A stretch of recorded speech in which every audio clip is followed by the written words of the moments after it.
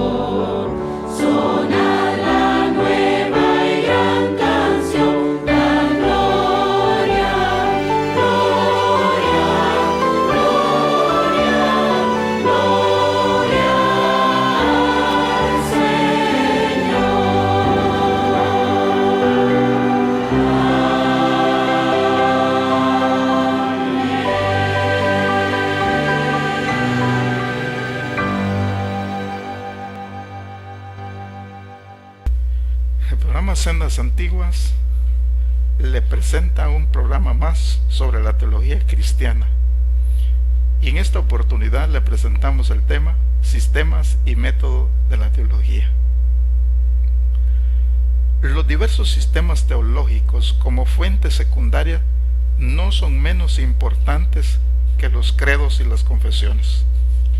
Estas agrupaciones de la grande doctrina del cristianismo están ordenados de acuerdo con ciertos principios de organización. Frecuentemente estos sistemas constituyen intentos de relacionar la teología con la filosofía de la época, justificando así sus afirmaciones ante el tribunal de la razón. W.B. Pop escribió un párrafo que establece, quizás de manera más clara que cualquier otro, el valor del sistema en la teología. Él dice: es muy importante que la mente esté imbuida desde el principio con una percepción de las posibilidades y los beneficios de un sistema bien formulado. En la unidad orgánica de la verdad cristiana, cada una de las doctrinas tiene su lugar, mientras que todos los sistemas menores giran alrededor de su centro común. Uno de los frutos del estudio teológico es permitir que el estudiante localice de inmediato cada tema. Además, existe una armonía rica y profunda entre estas verdades, y al tener cada doctrina en su lugar propio, se relaciona también con casi todas las demás. La rápida comprensión de esas relaciones es otro fruto de la investigación dedicada y seria. Al unir esos dos frutos, el gran objetivo del experto en este estudio será descubrir todas las afinidades y conexiones de las verdades del sistema cristiano. Podría decirse que la teología, la ciudad de Dios, está edificada sobre 7 colinas, las cuales son las grandes doctrinas que se pueden considerar fundamentales.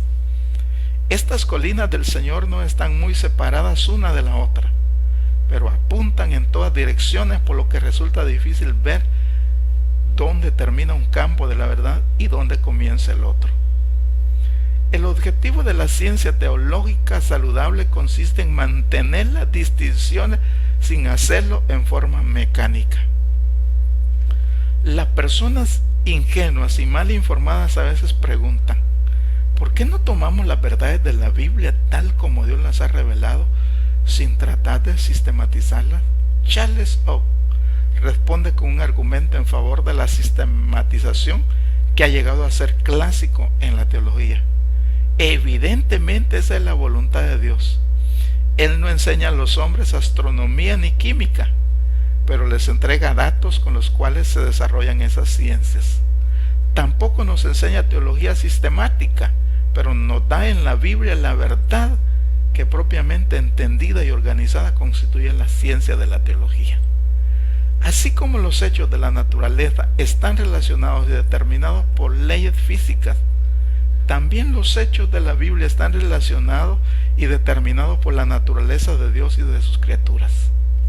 Y así como Él quiere que los hombres estudien las obras divinas y descubran sus maravillosas relaciones orgánicas y combinaciones armoniosas, también es su voluntad que estudiemos su palabra y aprendamos que, al igual que las estrellas, sus verdades no son asuntos aislados, sino sistemas, ciclos y epiciclos en interminable armonía y grandeza.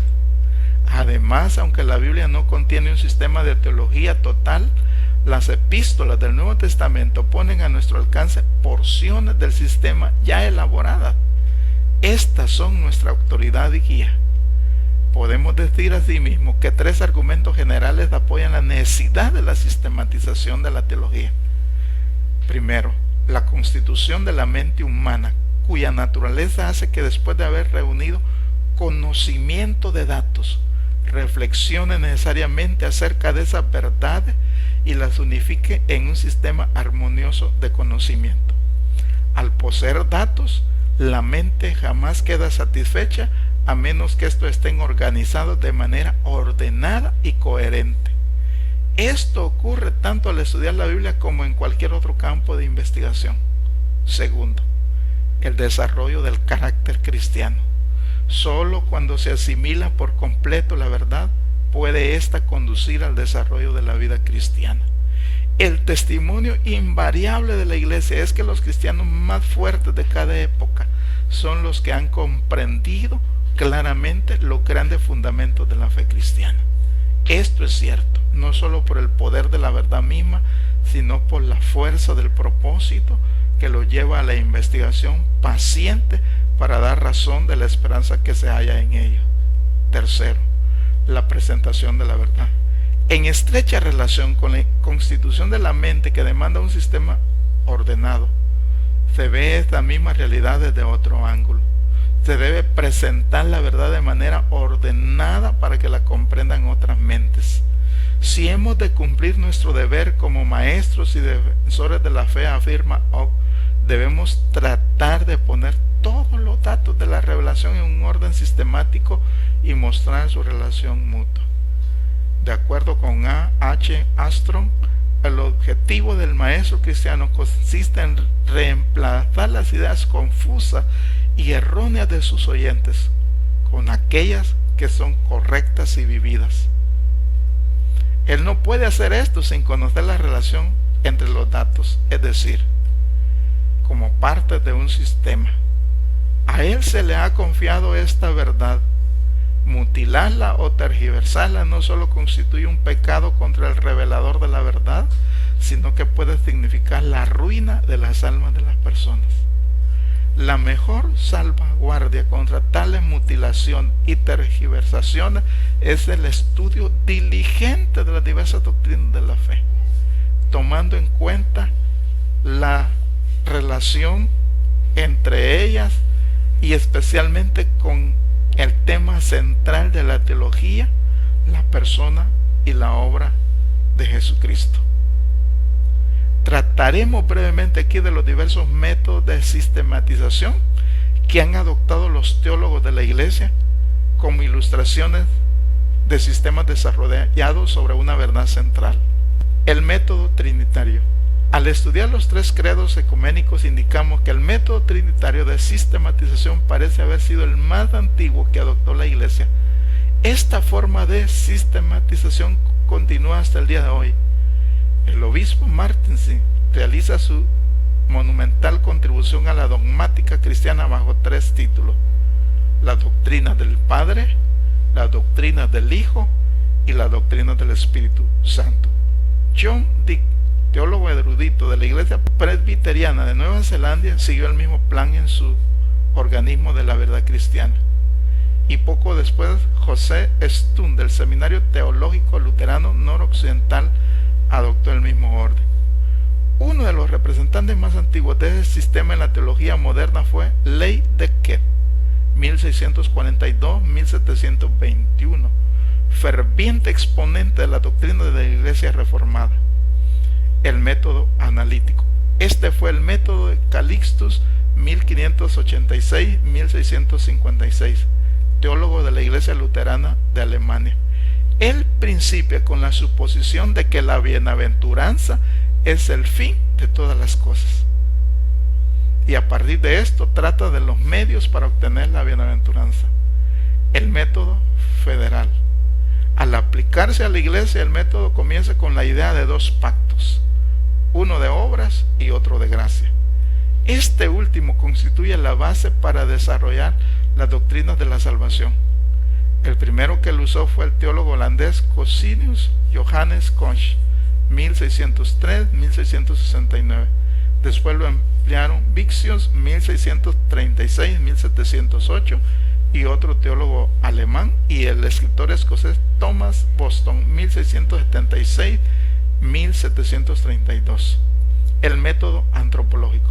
Su principio central de sistematización es la idea del ser humano, su condición pecaminosa y su necesidad de redención. Charles Chalmers, 1780-1847, comienza con la enfermedad del hombre y procede a plantear el problema.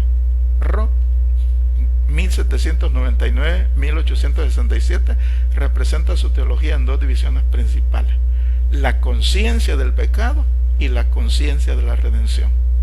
El método cristológico o cristocéntrico. Este tiene como idea central la encarnación de Cristo. Para todo estudiante de la Biblia resulta evidente que el cristianismo primitivo estuvo estrictamente centrado en Cristo, como lo expresa Pablo en Filipenses 1:21, porque para mí el vivir es Cristo y el morir es ganancia. Con el surgimiento de la Iglesia occidental y el énfasis que Agustín hizo en la soberanía divina, el lugar central de Cristo quedó subordinado a la doctrina de la Iglesia. En su obra Continuidad del Pensamiento Cristiano, A. B. G. Hallen dice: casi nos parece que si se eliminaran totalmente a Cristo, el esquema de Agustín mantendría aún su consistencia como totalidad y retendría su valor como sistema operativo.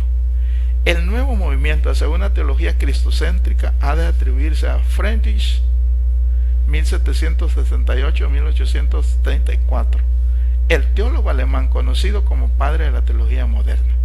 Con su trasfondo de misticismo moravo, reaccionó contra la vacuidad y el formalismo de la teología racionalista de su tiempo, constituyéndose en el gran revivificador de la teología espiritual. Y en el campo de la teología dogmática llevó a cabo una obra comparable a la que Juan Wesley, su gran contemporáneo, realizó para revitalizar la religión formal de su época. Su labor consistió en hacer que Cristo y su redención fueran el centro de uno de los sistemas teológicos más hábilmente desarrollados que la Iglesia cristiana haya conocido. Escribe Henry B. Smith. Otros que adoptaron este método fueron Haas, 1800-1890, Thomasius, 1802-1875, y André Fuller, 1754-1815, y Gerard, 1817-1904, cuyo bosquejo parecía indicar algo diferente, pero contribuyó con una teología esencialmente cristocéntrica, en especial en lo referente al conocimiento de Dios. Algunos escritores también ubican a Holly A. Curtis en este grupo, a William Necton Clark y a H. Armstrong se les clasifica por lo general en otro grupo, pero estos conceden gran atención a la persona y obra de Cristo en sus tratados teológicos. Al rector Farber de Inglaterra usualmente se le atribuye la contribución más constructiva y de mayor alcance a la escuela cristocéntrica. El método confesional. Este plan simplemente consiste en la exposición ordenada de ciertos credos y confesiones.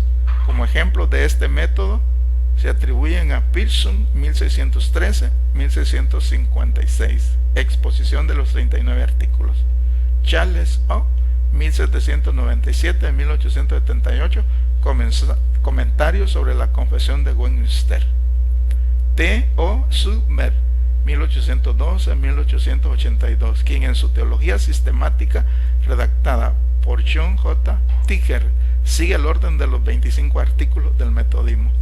Submer era ampliamente conocido por su posición conservadora, su amplia erudición teológica y particularmente por su estudio cuidadoso, concienzudo y paciente de todos los elementos del sistema teológico arminiano.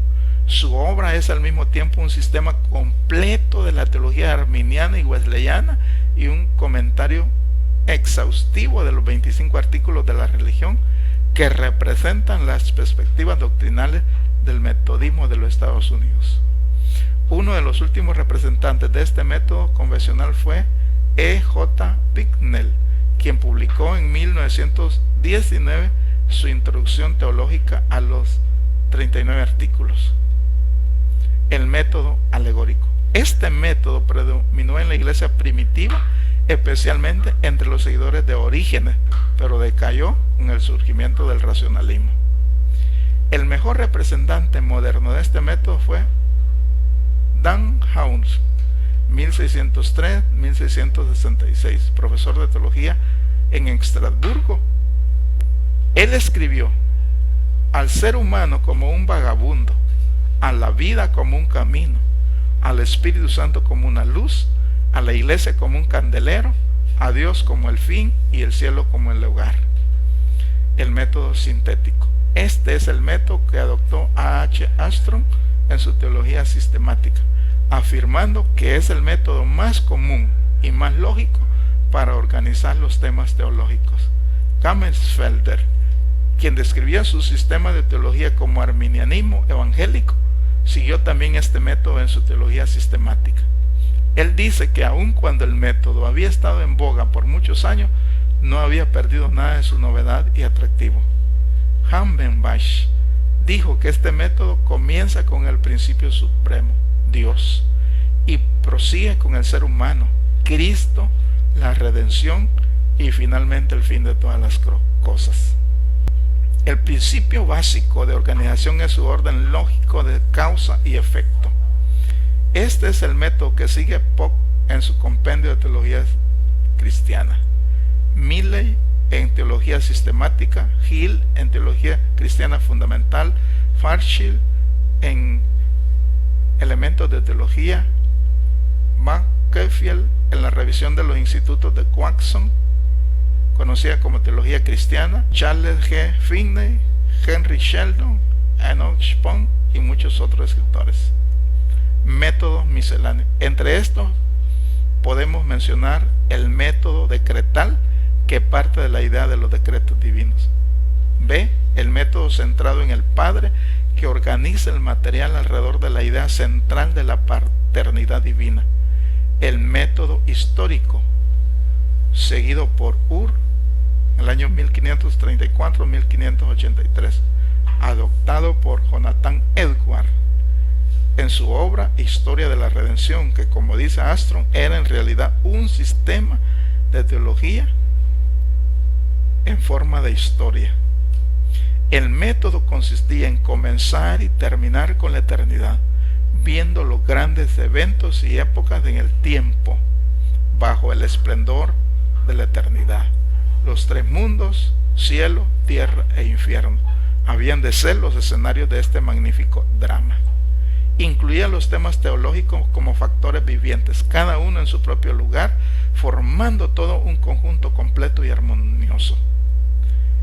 En la obra Sistema del Cristianismo, I. A. Dorner presenta la fe cristiana como el principio central, mientras que Julius Halfdan, 1888, en su Dogmática trata de la gracia de Dios como la idea principal. En épocas posteriores, obras como la de William Adams Brown, en la teología cristiana en bosquejo, y la de William Newton Clark, bosquejo de la teología cristiana, han situado el concepto de la religión cristiana como el factor determinante. El estudio de los diferentes sistemas teológicos brinda varios resultados importantes que nos permite conocer lo que sus actores consideraban central en su fe. En todo sistema existe una verdad fundamental sobre la cual se organizan todas las demás. En cualquier época, lo que los teólogos dogmáticos de la iglesia consideran como central da lugar primero, y quizá el más importante, es que nos permite conocer lo que sus actores consideraban central en su fe. En todo sistema existe una verdad fundamental sobre la cual se organizan todas las demás. Sin embargo, se debe tener cuidado al juzgar los métodos de sistematización de una época a la luz de lo que se emplearon en otra. Segundo, los diversos sistemas nos suministran conocimiento acerca de los materiales que los escritores tenían a su disposición, de sus características mentales y los métodos empleados para adoptar sus enseñanzas a las necesidades de la época.